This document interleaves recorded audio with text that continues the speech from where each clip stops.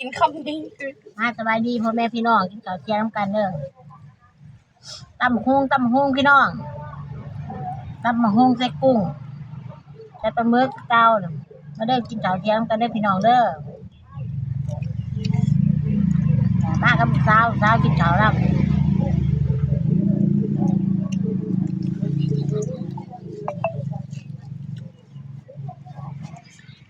มาพี่น้องเด้อกินข้าวเที่ยงนำกัน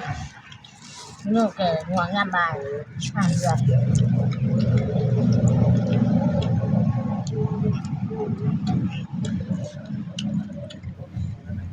ข้าวน้ำกันแจกพี่น้องเลย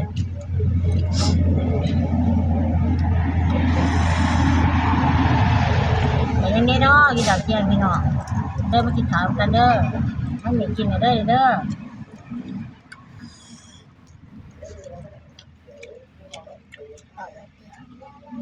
ไอ้แต่ยังกินเที่ยงตามีมาบอกกันเลยเด้อจ้ะเด้อ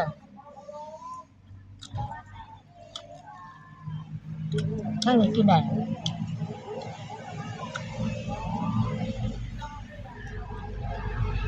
แต่พี่น้องเป็นลูกเป็นโต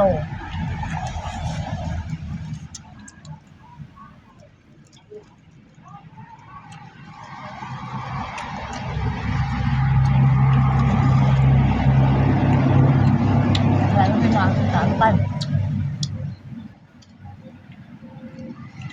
ไม่ได้ยังกินเที่ยงแล้วมาคอมเมนต์บอกกันไหนเด้อจ้ะเด้อ